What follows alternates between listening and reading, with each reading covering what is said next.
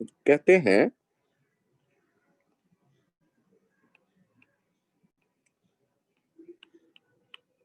Conservative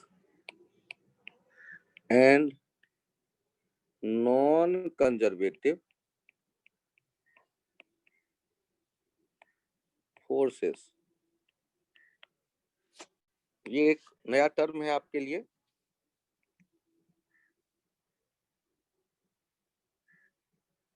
if work done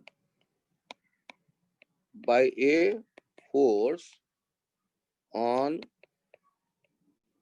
closed path always be 0, or work done by a force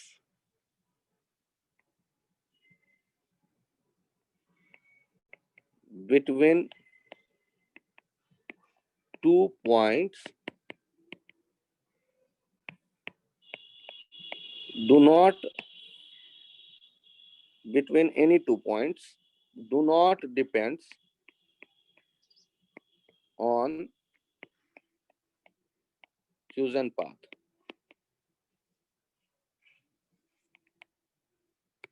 Then the force is called conservative. Otherwise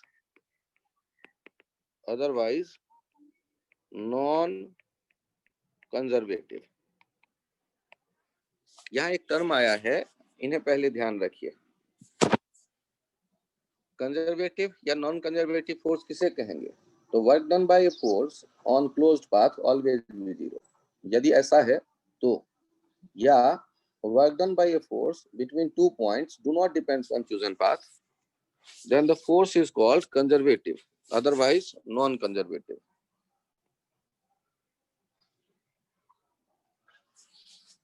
If work done by a force on closed path always be 0, or work done by a force between 2 points do not depends on chosen path, then the force is called conservative, otherwise non conservative.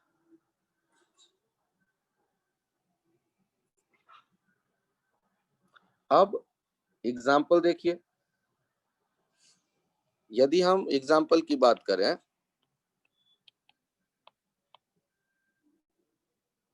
ये gravity और mg और gravity और mg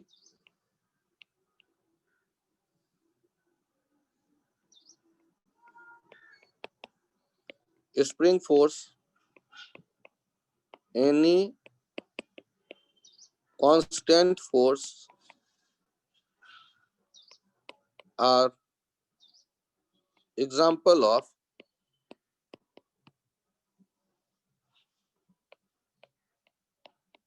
conservative forces.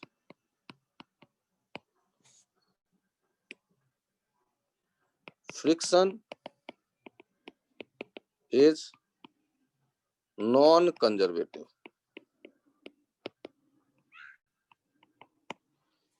तो हम लोग अब कैसे मान ले? तो ग्रेविटी को मैं समझाने की कोशिश करूं कि यदि एक ब्लॉक को आप स्ट्रेट h हाइट नीचे लाएं,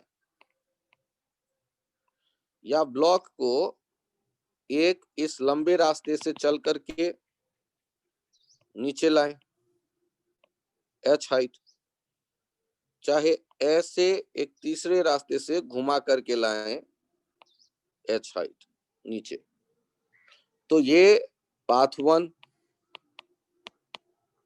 ये पाथ 2 और ये पाथ 3। तो वर्क डन बाय ग्रेविटी क्या हो जाएगा इन हर एक केस में? mgh, चाहे वो पाथ 1 हो, चाहे वो पाथ 2 हो, चाहे वो पाथ 3 हो, इन हर एक में वर्क डन हो जाएगा mgh। तो ग्रेविटी का वर्क आप यदि देखते हैं किसी दो पॉइंट के बीच, पहला वाला मान लो हटाते हैं, तो दो पॉइंट आपका ये है, पाथ 2 पाथ 3। आप देखिए दोनों ही केस में ये कितना नीचे आया, h, mg ऐसे एक्ट कर रहा है, तो दोनों ही केस में ये h नीचे आया। तो ग्रेविटी का वर्क डन क्या कहलाएगा, पाथ ए और बी, पॉइंट ए और बी के बीच। यदि पॉइंट ए और पॉइंट बी चुनते हैं तो इसके बीच ग्रेविटी का वर्क क्या कहलाएगा।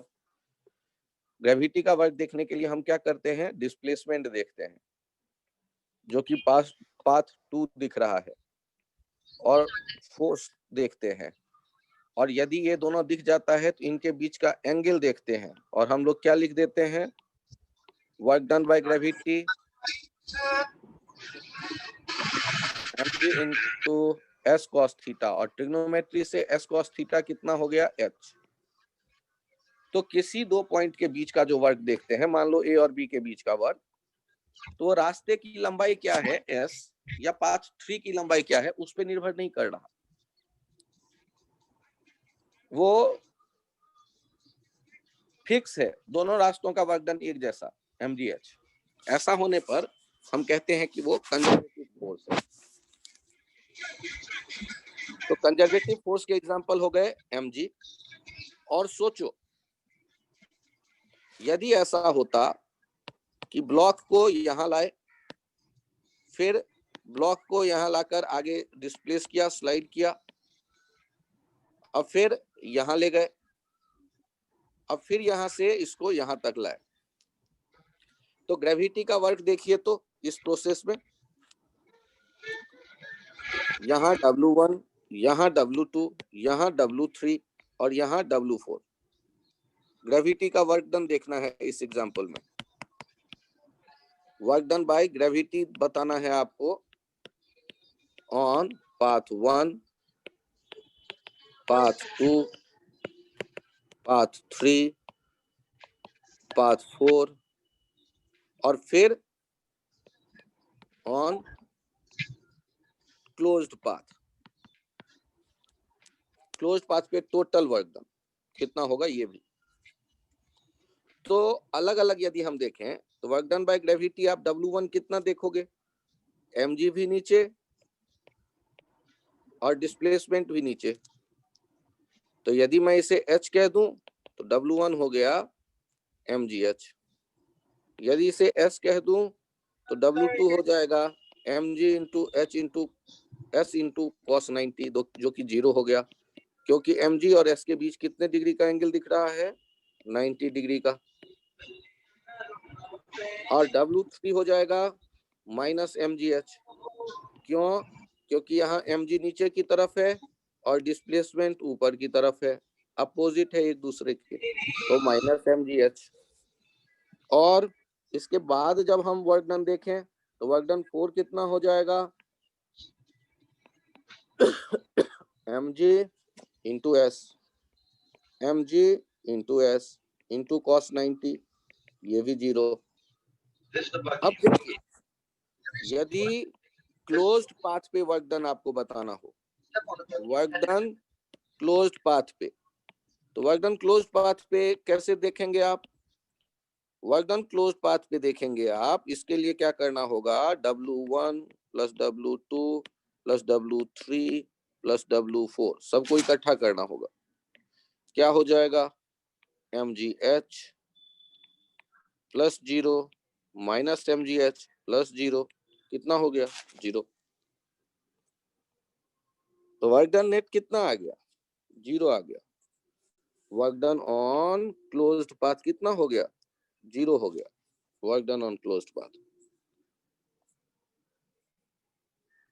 अब ये यदि आपको समझ में आ गया है तो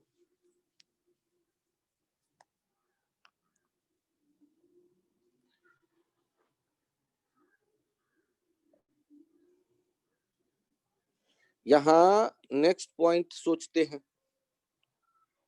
नेक्स्ट पॉइंट क्या हो सकता है कि आपके सामने एक एग्जाम्पल आया जिसमें फोर्स कहा गया है 6x² ये फोर्स कहाँ देख रहे हैं आप? जब पार्टिकल का कोऑर्डिनेट है पोजीशन का x, तो यहाँ फोर्स देख रहे हैं 6x²।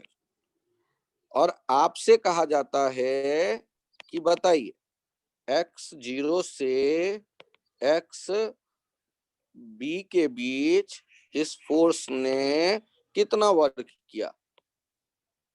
यहां से यहां तक वर्क डन बाय F कितना होगा ये हम जानना चाहते हैं। तो यहाँ जो फोर्स हम देख रहे हैं ये कांस्टेंट फोर्स है या बदलने वाला फोर्स? Sir constant. अब x का वैल्यू 1 होगा तो फोर्स का वैल्यू 6, x का वैल्यू 2 होगा तो फोर्स का वैल्यू 24, x का वैल्यू 3 होगा तो फोर्स का वैल्यू 54, x का वैल्यू 4 होगा तो F का वैल्यू 96। तो बताइए मुझे कि यहाँ जो फोर्स देख रहे हैं आप, ये फोर्स क्या दिख रहा है, कांस्टेंट या बदलने वाला? तो वेरिएबल। तो आप वर्क डन के लिए क्या लेकर के काम करेंगे? वर्क डन बराबर जब लिखना होगा आपको Fs, तो डिस्प्लेसमेंट तो मुझे दिख रहा है, डिस्प्लेसमेंट है b। सर कैसे दिखा? तो डिस्प्लेसमेंट होता है x final minus x initial. Final है b, इनिशियल है 0। इससे हमें पता चल गया डिस्प्लेसमेंट। लेकिन आप F और S दोनों एक डायरेक्शन में देख रहे हैं तो मान लो ये भी कर लोगे, लेकिन F कौन सा यूज करोगे? ये तो हर एक अलग अलग मोमेंट में अलग अलग दिख रहा है। तो ऐसे केसेस में कैसे सोचते हैं वो देखिए। आपने क्या किया, जब इसे सॉल्व करना था तो आप यहाँ पोजीशन देख रहे हैं इसका x, ठीक, और x से एक छोटा सा दूसरा थोड़ा सा आगे बढ़ाते हैं, बहुत थोड़ा सा। कितना थोड़ा सा? थोड़ा सा शिफ्ट कर देते हैं, उसे कहते हैं dx। तो x में कोई बहुत ज्यादा चेंज जब नहीं हुआ, उस दौरान f को हम केवल इतने डिस्प्लेसमेंट के लिए f को कह सकते हैं कि ये इसका वैल्यू नहीं बदला, ये 6x² है। तो वहां जो वर्क डन होगा वो कितना हो जाएगा? 6x² इंटू dx, और दोनों एक ही डायरेक्शन में है तो प्लस। जब ऐसा आपके पास सिंबल आ जाता है जहां वर्क डन आप लिख देते हैं 6x² dx, cos 0 1 हो गया, तो इसे कहते हैं कि आप कैलकुलस आगे अप्लाई करेंगे। ये फॉर्मूले हैं कुछ, ये ऐसा चिन्ह आप खुद दे देते हैं। क्यों? क्योंकि ऐसे छोटे छोटे टुकड़े पाथ के कर देंगे। हर एक dx टुकड़े का अलग अलग वर्क डन आप इकट्ठा करते हैं तो उसको समेशन साइन से रिप्रेजेंट किया जाता है। ये आगे पढ़ेंगे कुछ बच्चे। और यहाँ इंटीग्रेशन आ जाता है समेशन का दूसरा भाई। और इंटीग्रेशन का एक फॉर्मूला है, वो क्या कहता है? x का हो जाएगा स्क्वायर का x³/3। अब हम कहां तक गए लेकर के? x का वैल्यू 0 से शुरू करके b तक गए, तो टोटल वर्क डन हमें मिल जाएगा पूरे रास्ते का। तो वो ब्रैकेट बनाकर ऐसे लिख देते हैं 0 से b। और तब हम क्या करते हैं? 2x के बदले b रखते हैं, 2b³ और दूसरी बार 2 0³। आंसर आ गया 2b³। ये हो जाएगा वर्क डन। अब जिनको इंटीग्रेशन नहीं आता ज्यादा स्ट्रेस मत लेना, बाद में हम पढ़ लेंगे और सीख लेंगे, तब ये समझ में आ जाएगा। और इंटीग्रेशन का यदि केवल फॉर्मूला कुछ ध्यान रखना चाहें तो मैं उसके लिए थोड़ा सा एक बार लिख देता हूं। मेन फॉर्मूला है इंटीग्रेशन का, ये सिंबल कहलाता है x के पावर यदि n होता है और आगे dx लिखा है, तो इसका वैल्यू लिख लेते हैं x के power n+1 upon n+1। Differentiation कैसे होता था? यदि x के पावर n होता था और d/dx लिखते थे तो उसे कहते थे डिफरेंशिएशन। उसके पीछे लिखा जाता था x to the power n के d/dx। तो आप कहते थे x/n को d डिफरेंशिएट कर रहे हैं, dx मतलब x के रेस्पेक्ट में, और इसका वैल्यू लिखते थे। इसमें पावर बगल में आता था और ऊपर एक कम हो जाता था, जबकि वहां हमने इन दोनों को एक दूसरे के अपोजिट कहते हैं, एक दूसरे के अपोजिट का इवेंट, इनवर्स प्रोसेस। इंटीग्रेशन में क्या करते हैं? पावर बढ़ाते हैं और उससे भाग देते हैं, और डिफरेंशिएशन में क्या करते हैं? पावर को मल्टीप्लाई कर देते हैं और पावर को एक कम कर देते हैं। जैसे d x to the power 5 होगा और डिफरेंशिएट करेंगे तो ये हो जाएगा 5 x to the power 4। d x के पावर -10 होगा और डिफरेंशिएट करेंगे तो -10 x के पावर -11। ऐसे इन्हें लिखते हैं। d x के पावर 1/2 होगा dx, या d √x होगा dx, तो इसको लिखते हैं 1/2 x के पावर 3/2, 1/2 + 1 3/2, डिफरेंशिएशन 1/2 -1 -1/2। और यदि आप इंटीग्रेशन की बात करते हैं तो एग्जांपल देखिए, ये तो इसका फॉर्मूला था डिफरेंशिएशन का, उसके ये एग्जांपल थे नीचे। उसी तरह यहाँ एग्जांपल देखिए आप, यदि x के पावर 5 है और उसको इंटीग्रेट करेंगे तो ये हो जाएगा x के पावर 6/6। यदि x के पावर -10 है, इंटीग्रेट करेंगे x के पावर -10 + 1 अपॉन -10 + 1, ये हो जाएगा x के पावर -9 अपॉन -9। सर इनका यूज कहाँ करना है, उसके लिए 1 मिनट और रुक जाइए। यदि हम कहते हैं एक एक्स बार पीछे स्क्वायर वाली को, चीज लिखा दिए, कॉपी करना था थोड़ा सा।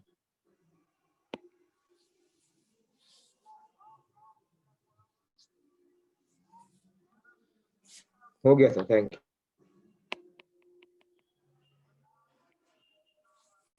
यदि x to the power n x square को इंटीग्रेट करते हैं तो ये क्या लिखने वाले हैं? x के पावर 3/3।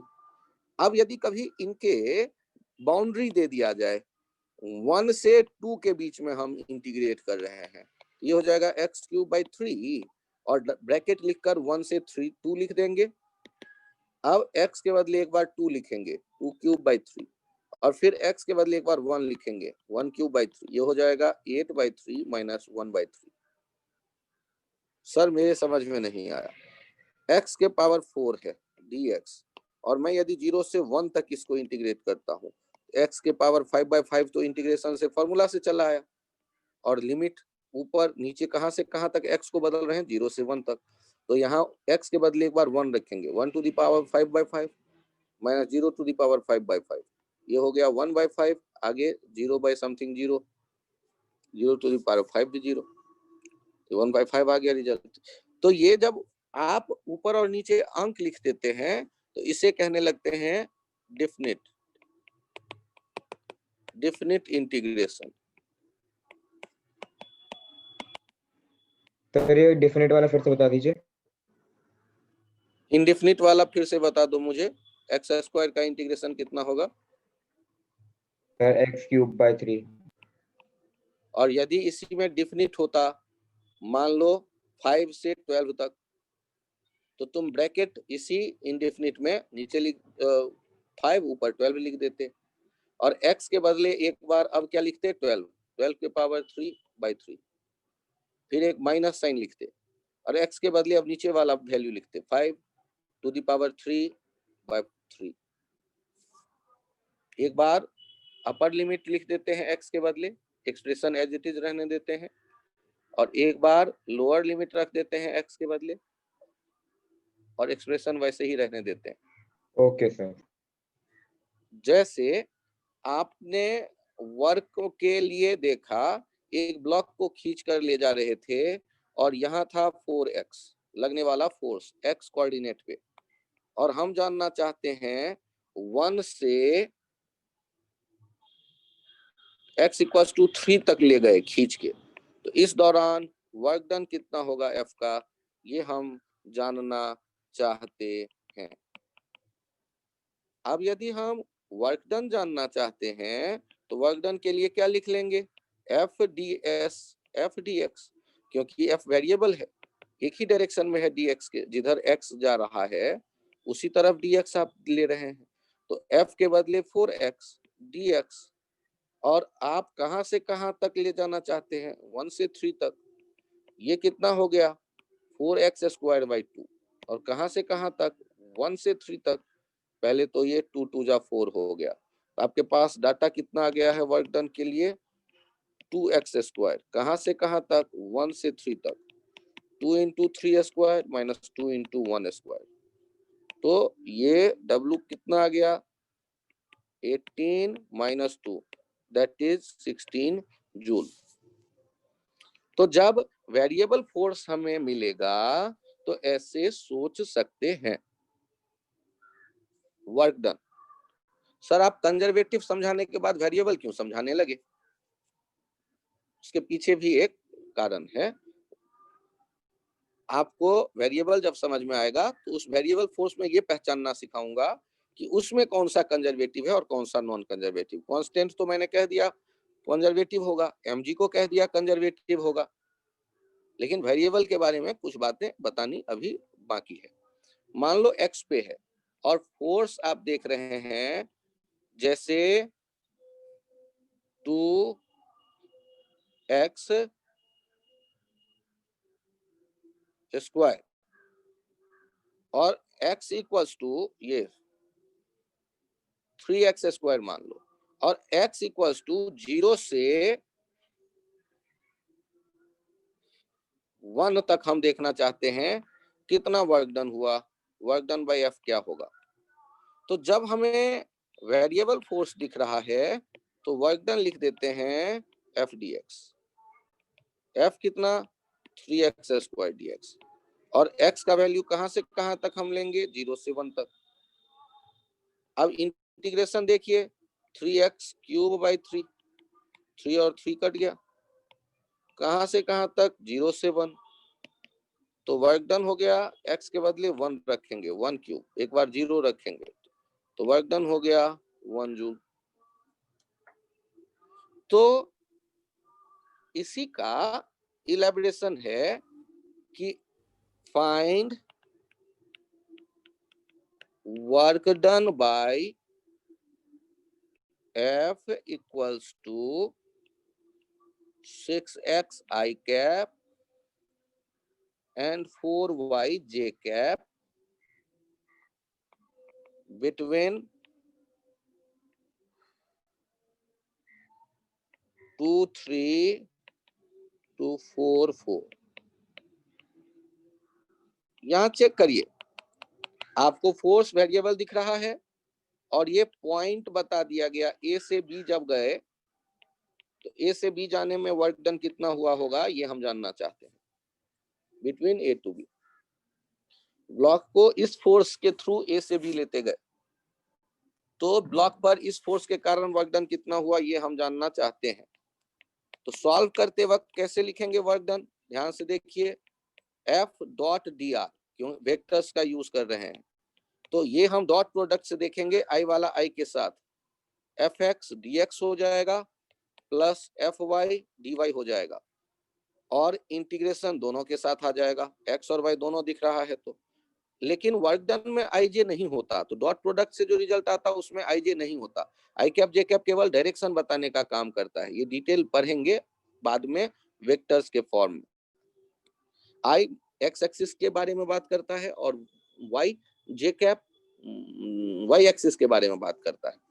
तो आप चेक करिए fx इसमें किसको कहेंगे आप, 6x को कहेंगे fx और 4y को कहेंगे fy, j वाला टुकड़ा, fx कितना है 6x dx और y वाला जो j के साथ वाला है 4y dy, और देखिए dx देख करके डिसाइड करिए जो dx चुना है वो x कहां से कहां तक वेरी करेगा, x का कोऑर्डिनेट क्या होता है, पहला वाला कोऑर्डिनेट x कोऑर्डिनेट कहलाता है 2 से 4 तक, और y कहां से कहां तक वेरी करेगा, तो y वेरी करेगा 3 से 4 तक, क्योंकि फाइनल वाला पॉइंट तो 4 4 है। x का कोऑर्डिनेट शुरू वाला 2 है और y का शुरू वाला कोऑर्डिनेट 3 है, क्योंकि ये पॉइंट 2 3 है। अब यदि मैं इंटीग्रेट करूं तो पीछे कितना आ गया 6x² बाई 2, कहां से कहां तक 2 से 4, और दूसरा कितना हो जाएगा 4y² बाई 2, 2 2 जा 4, कहां से कहां तक 3 से 4 तक। तो यहाँ वैल्यू कितना आ गया, ये आ गया 3 इंटू 4² माइनस 3 इंटू 2² पहला टुकड़ा, 2 इंटू 4² माइनस 2 इंटू 3²। तो जैसे एक टुकड़े का करते थे वैसे ये दो टुकड़े का कर कर इकट्ठा कर देंगे और ये वर्क डन आ जाएगा। यहाँ आपको वर्क डन दिख गया। तो ये जो वर्क डन कैलकुलेट किया गया है, तो वेरिएबल फोर्स जब होगा इस तरह हम काम कर सकते हैं। अब इंटीग्रेशन हम 12th में पढ़ते हैं मैथ्स में, तब जाकर और भी कॉम्प्लिकेटेड एक्सप्रेशन के वर्क डन निकालना हम सीख जाएंगे।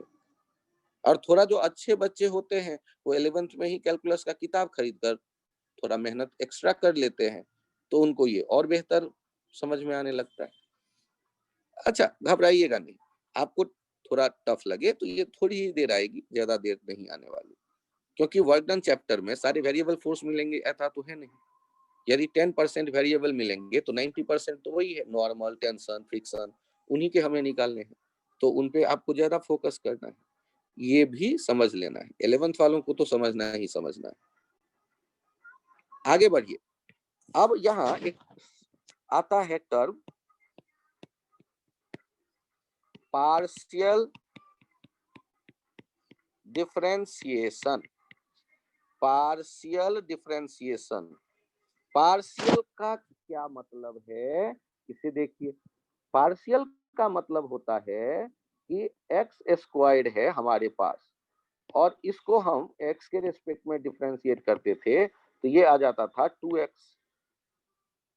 लेकिन यदि y² होता उसको हम x के रिस्पेक्ट में डिफरेंशिएट करते तो ये गलत एक्सप्रेशन कहलाता है।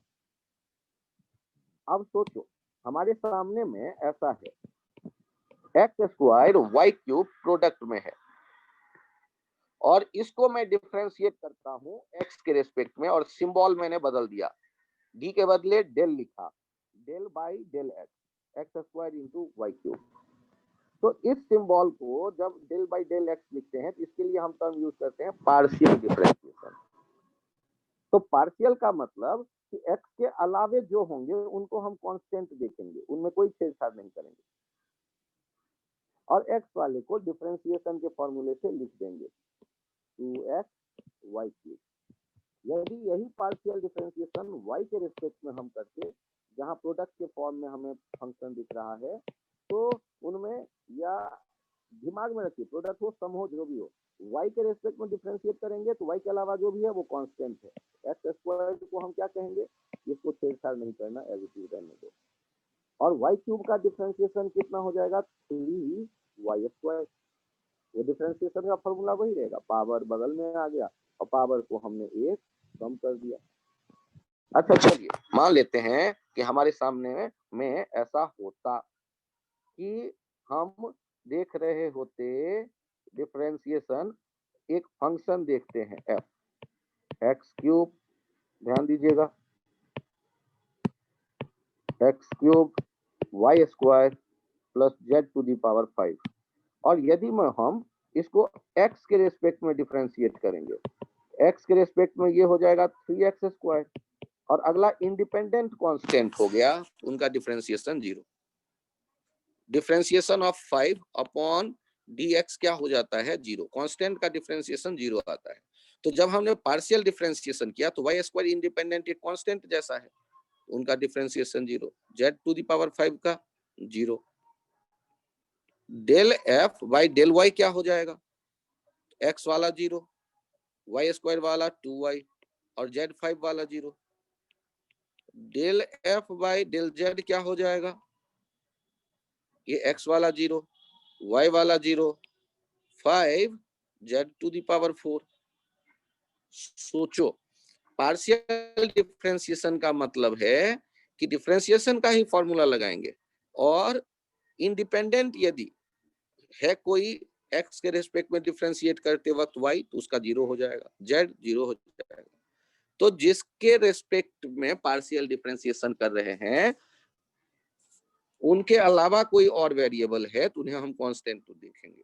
ये कहलाता है, ये आपके 12th के मैथ्स में नहीं है, ये जब बीटेक कर रहे होते हैं तब है, लेकिन ये फिजिक्स में काम आता है 11th में भी 12th में भी। फिर से देखिए, f आपके पास है x² y³ z5 प्रोडक्ट में है, साथ में 8। तो देखिए, यदि कोई लिखेगा del f by del x तो प्रोडक्ट में 8 जैसे है वैसे ही रहेगा। x² का डिफरेंशिएशन 2x हो गया, y³ को कांस्टेंट की तरह जैसे 8 को छोड़ दिया वैसे इन्हें भी छोड़ दो। del f by del y यदि देखेंगे, 8 कांस्टेंट को छोड़ा, x² कांस्टेंट जैसा देखा, 3y² z to the power 5। यदि z के रेस्पेक्ट में डिफरेंशिएट करेंगे, 8 constant, x² constant, y³ constant, z का differentiation 5 z to the power 4। ये जो कांस्टेंट है ये x के साथ प्रोडक्ट में है ना, या y के साथ प्रोडक्ट में है ना, या z के साथ प्रोडक्ट में है, उनको डिस्टर्ब किए बिना जो वेरिएबल है केवल उनको डिफरेंशिएट करते हैं, वो प्रोडक्ट एज इट इज बगल में बैठे रहते हैं। यदि कोई इंडिपेंडेंट टर्म होता 15 तो वो डिफरेंशिएशन किसी भी डिफरेंशिएशन में चाहे x या y या z में 0 आ जाता, क्योंकि इंडिपेंडेंट कांस्टेंट का डिफरेंशिएशन 0 होता है। आपके समझ में आया होगा, इसकी उम्मीद तो है, कम बच्चों के आया होगा तो कोई खास बात नहीं। हैंड राइज करिए जिनको लगता है कि ये पार्शियल डिफरेंशिएशन थोड़ा थोड़ा समझ में आया। बहुत बढ़िया, शुभ्रांशु, अनुष्का, पलक, अबरार, वेदांत, शिखर, सात्विक, कीर्ति, विशाल, कार्तिक, कीर्ति, सारांश, दुष्यंत,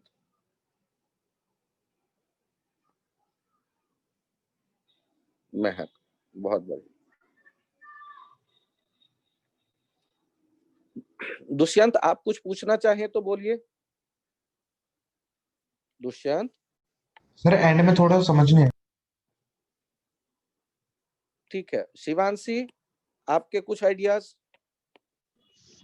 सर थोड़ा बहुत समझ में आ गया, थोड़ा बाद रिकॉर्डिंग देख के मैं समझ लूंगी तो हो हाँ, जाएगा। एक बार देखते हैं। x² है, y² है, z² है और ये 10 है। अच्छा, मुझे ये बताइए, हमने यदि x के रेस्पेक्ट में डिफरेंशिएट किया तो कौन कौन से 0 होने वाले हैं? तो y² जो कि x से अलग है 0 हो गया, z² 0 हो गया, ये 10 भी 0 हो गया, और x² का डिफरेंशिएशन हो जाएगा 2x। यदि मैं y के रेस्पेक्ट में डिफरेंशिएट करूं तो इंडिपेंडेंट x² 0, y² का डिफरेंशिएशन 2y, z² उसको भी कांस्टेंट की तरह देखेंगे y के रेस्पेक्ट में डिफरेंशिएट करते वक्त पार्शियल डिफरेंशिएशन के बाद, और 10 तो कांस्टेंट है ही। यदि z के रेस्पेक्ट में डिफरेंशिएट करेंगे तो पहला 0, दूसरा 0, 2z और अगला वाला 0। देखिएगा, यदि ऐसा है, एक बार और, यदि ऐसा है कि हम देख रहे हैं f equals to x y² z, यहाँ प्रोडक्ट में है, डेल f है डेल x, तो x का x के रेस्पेक्ट में डिफरेंशिएशन 1 हो जाता है, y² z as it is, del f by del y, x रहने दो, y² का 2y हो गया, z एज इट इज रहेगा, del f by del z, x as it is रहेगा, y² एज इट इज रहेगा, z का z के रेस्पेक्ट में डिफरेंशिएशन 1 हो जाता है, del z by del z 1 हो जाता है, या del x by del x 1 हो जाता है। तो इस आइडिया को देखो, यहाँ पे यूज होता, इस आइडिया को देखो, यहाँ पे यूज होता, और del y² bye del y 2y हो जाता है, इस आइडिया को देखो, यहाँ यूज हुआ। क्या दुष्यंत ये समझ में आया आपके? Yes sir. Dushyant, yes sir, आ शिवांशी, गया थोड़ा सर। बहुत ये भी समझ में आया? शिवांशी? Yes sir. हाँ दुष्यंत बोलो, क्या कुछ और कहना है?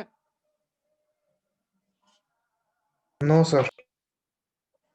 अब देखिए, हमसे कोई पहचानने को कहेगा कि condition for conservative force.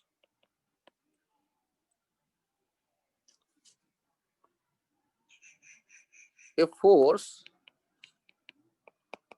F Fxi cap plus Fy j cap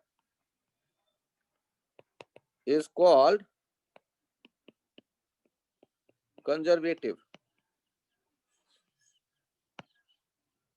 when ध्यान दीजिएगा, del Fx by del y equals to del Fy by del x। यदि ये शर्त फॉलो करे, मतलब आई कैप वाले टुकड़े का y के रेस्पेक्ट में डिफरेंशिएशन और y कैप वाले टुकड़े का x के रेस्पेक्ट में डिफरेंशिएशन यदि एक जैसा आ जाए, उसे हम लोग कंजर्वेटिव फोर्स कहते हैं। क्या नाम देते हैं? कंजर्वेटिव फोर्स नाम देते हैं। किसका? यदि कोई फोर्स है वेरिएबल या कांस्टेंट, उनका x वाला जो आई कैप वाला टुकड़ा होता है, उसका y के रेस्पेक्ट में पार्शियल डिफरेंशिएशन का जो वैल्यू है, और j कैप वाला जो टुकड़ा है फोर्स का, उसका x के रेस्पेक्ट में पार्शियल डिफरेंशिएशन, ये जो वैल्यूज एक जैसे हो तो हम कहते हैं कि जो फोर्स दिया गया है वो कंजर्वेटिव है। उस फोर्स के द्वारा क्लोज पाथ पे वर्क डन 0 होगा। आईआईटी उस पे भी क्वेश्चन पूछ चुका है। अब तो पहले पहचानना सीखें। देखिए तो एग्जाम्पल देखिए कि F जो है 5i + 6j, पहले मुझे ये बताइए, ये वेरिएबल फोर्स कहलाएगा या कांस्टेंट फोर्स कहलाएगा? Fx और Fy जो है बदलने वाला या कांस्टेंट? कांस्टेंट। और कांस्टेंट का डिफरेंशिएशन तो हमने अभी अभी देखा था, 0।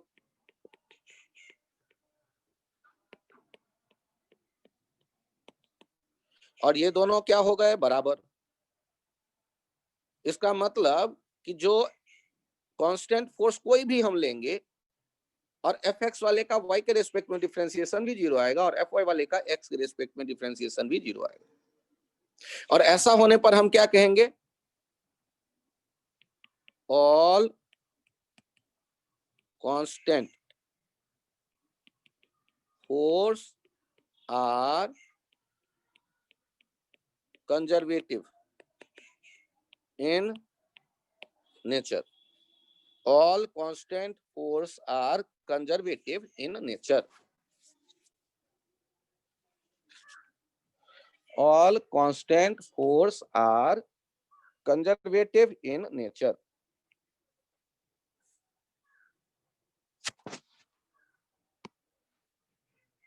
अच्छा देखते हैं दूसरा एग्जाम्पल। F है, ये देखते हैं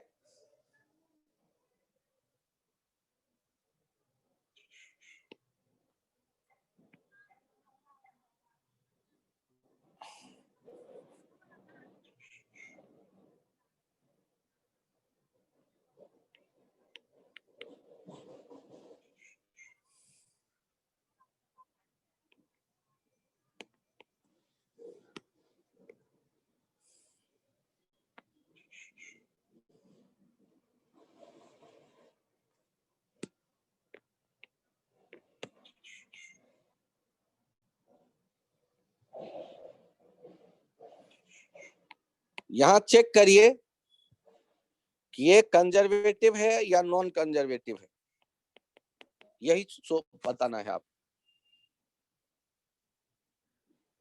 find nature of the given force. तो देखिए Fx देखिए x² y⁴/4 और Fy देखिए x³ y³ / 3 अब एक काम करिए, एफ एक्स को डिफरेंशिएट करिए y के रेस्पेक्ट में, एक्स स्क्वायर कांस्टेंट, 4 कांस्टेंट, और y टू द पावर 4 का डिफरेंशिएशन हो गया 4y क्यूब, और एफ वाई के बारे में बताइए, del f y by del x, 3x square y cube by 3। ये पहला डिफरेंशिएशन कितना आया, 4 और 4 कट गया, एक्स स्क्वायर वाई क्यूब, और दूसरा डिफरेंशिएशन कितना आया, एक्स स्क्वायर वाई क्यूब। ये अलग अलग है या एक जैसा? सर एक एक जैसा। एक तो जैसा। Since del f x by del y equals to del f y by del x, hence given force is conservative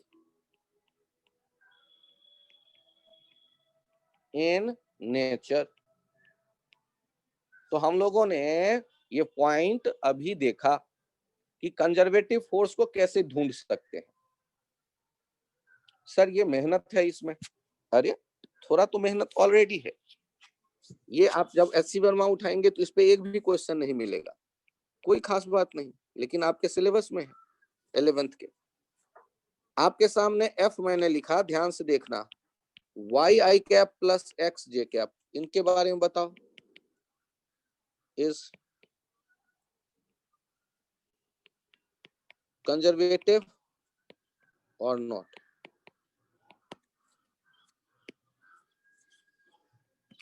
ये जो एफ देख रहे हैं फोर्स कंजर्वेटिव है या नहीं? तो सॉल्व करते वक्त एक काम करो, एफ एक्स देखिए, एक्स वाला टुकड़ा आई वाला, और वाई वाला टुकड़ा देखिए जे वाला, और एक्स वाला जो टुकड़ा होता है एफ का, उसको वाई के रेस्पेक्ट में डिफरेंशिएट करते हैं। तो del y by del y कितना हो गया, 1। और वाई वाला जो टुकड़ा होता है उसको एक्स के रेस्पेक्ट में डिफरेंशिएट करके चेक करते हैं, ये आ गया 1। ये दोनों क्या हो गए, बराबर। चूंकि ये दोनों बराबर हो गए तो हम क्या कहेंगे, गिवन फोर्स इज कंजर्वेटिव। तो कंजर्वेटिव देखने का ये तरीका हो सकता है। सर तो क्या सारे फोर्स कंजर्वेटिव होंगे? अच्छे विचार है। X square i cap plus x square y cube j cap, इनके बारे में देखिए, आप चेक करिए, del f x by del y, del x square by del y, ये तो हो गया 0। Del f y by del x, del x square y cube जो प्रोडक्ट में है बाई डेल एक्स, ये 2x वाई क्यूब। तो ये दोनों तो बराबर नहीं है, तो given F is non conservative, given F is non conservative. तो कंजर्वेटिव और नॉन कंजर्वेटिव चुनने का ये सिंपल सा तरीका है कि आई कैप वाला टुकड़ा जे कैप वाला टुकड़ा पहले देखो, आई कैप वाले टुकड़े को वाई से डिफरेंशिएट करो, और जे कैप वाले टुकड़े को वाई वाले टुकड़े को एक्स से डिफरेंशिएट करो पार्शियली, और उनके वैल्यू बराबर आए तो कंजर्वेटिव। और इस स्टेप के बाद टर्म आता है कि we can always associate a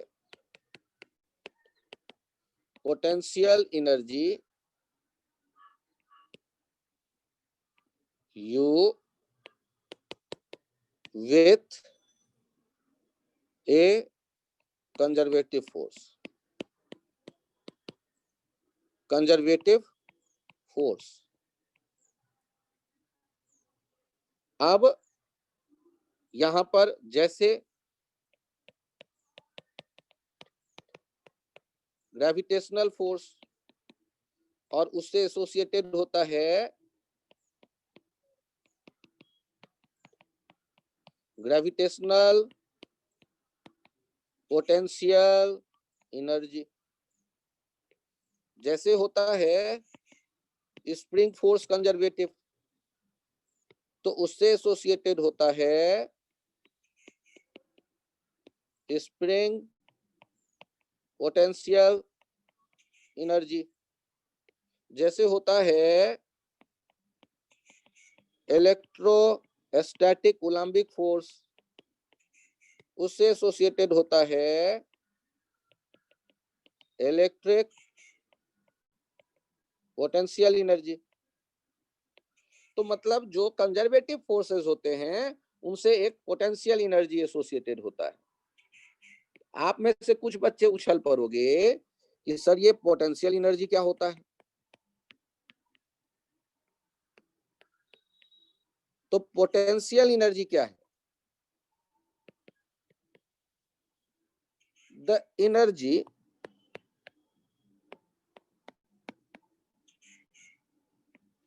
present with an object or system due to its position or configuration is called potential energy. The energy present with an object or system due to its position or configuration is called potential energy. Potential energy क्या है? The energy present with an object or system due to its position or configuration is called potential energy. Sir configuration का क्या मतलब होता है? अच्छा, इन spring को तुम दबा दो, तो स्प्रिंग को दबा दो तो दबाने पर स्प्रिंग में एनर्जी जमा दिखता है या नहीं दिखता है? सर दिखता है। That is configuration. कॉन्फ़िगरेशन जैसा था स्प्रिंग, उसमें हमने कुछ बदलाव किया तो उससे वहां एनर्जी आ गई। जैसे बो एंड एरो को बो पे लेकर पुल करते हो तो वहां पर उस कॉन्फ़िगरेशन में, उस पोजीशन में वहां कुछ एनर्जी है या नहीं है सर। दैट इज कॉन्फ़िगरेशन के कारण वहां जो एनर्जी है उसे कहोगे पोटेंशियल एनर्जी। यदि उसको रिलीज करो तो ही पोटेंशियल काइनेटिक में बदलता दिख जाता है। Okay sir.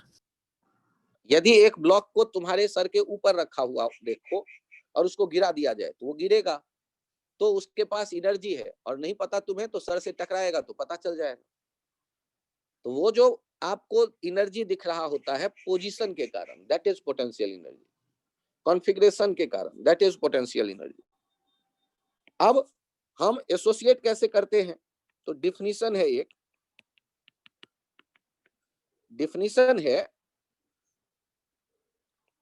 Change in potential energy delta U is defined as negative of work done by the associated conservative force.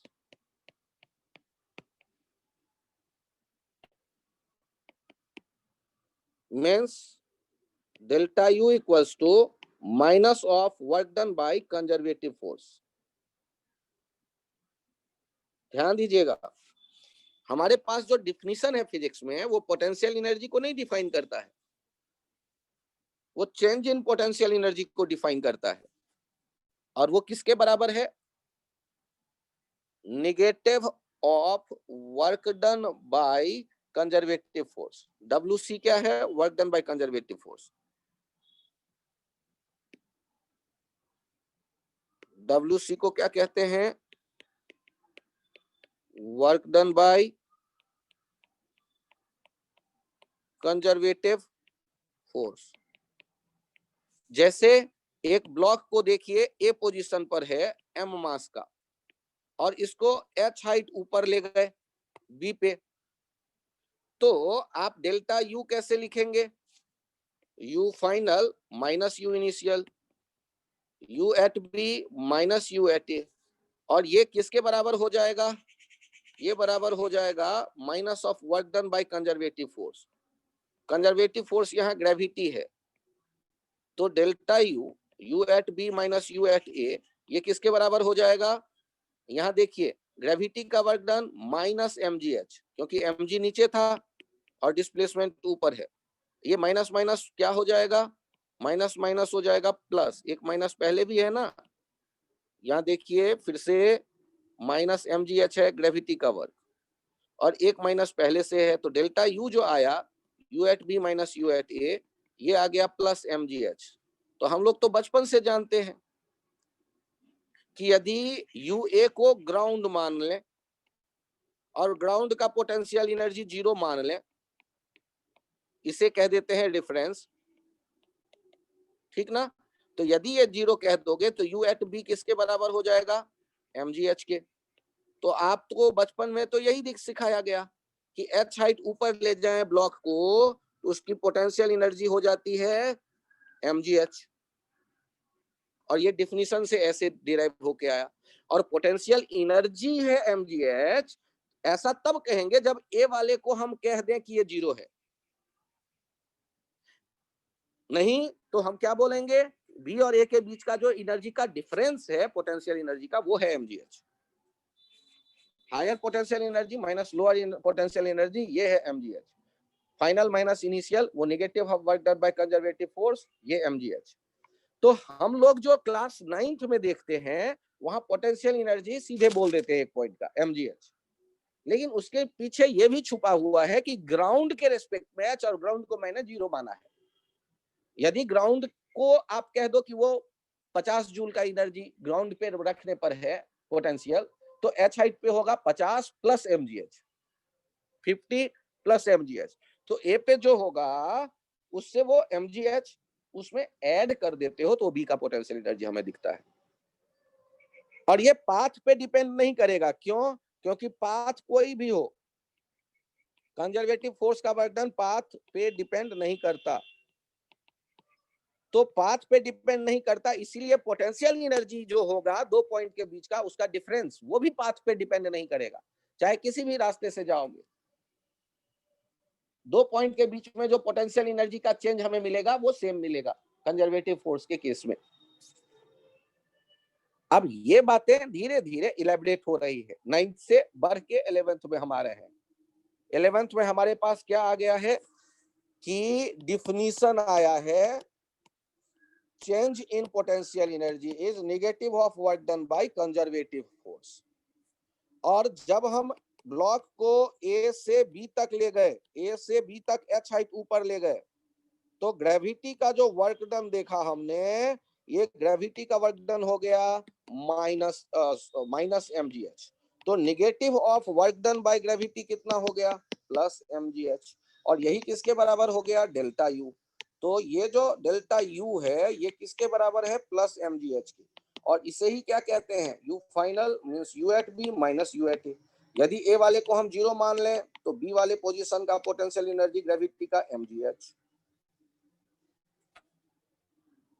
यदि इसके थोड़ा सा चेंज कर देते हैं, इस रेफरेंस से नीचे ले जाएं h, ये रेफरेंस हम इसे मान लें, यहाँ पोटेंशियल 0 कर दें, तो नीचे ले जाने पर हो जाएगा पोटेंशियल एनर्जी माइनस mgh। और ऊपर ले जाएंगे ब्लॉक को तो यहाँ हो जाएगा potential energy u dash plus mgh। और यहाँ पर रखा रहेगा ब्लॉक तो उसका पोटेंशियल एनर्जी हमने रेफरेंस पे माना है 0। तो u dash, u double dash और u देखो, हमने रेफरेंस कहीं मान लेते हैं ग्रेविटी के लिए, कहीं भी मान सकते हैं ग्रेविटी के लिए रेफरेंस। उसके ऊपर होंगे h हाइट, रास्ता कोई भी हो, h हाइट ऊपर तो वो प्लस mgh होगा उसका पोटेंशियल एनर्जी, और h हाइट नीचे उसका potential energy minus mgh। h depth में रेफरेंस से माइनस mgh। तो ये ग्रेविटी के पोटेंशियल एनर्जी को ऐसे हम देख सकते हैं। अभी के लिए ये कहानी यहीं तक रखते हैं। आप में से किसी बच्चे को इसमें डाउट रहे तो पर्सनली मुझे व्हाट्सएप पे भी वो डाउट अपना भेज सकते हैं। Thank you, bye bye.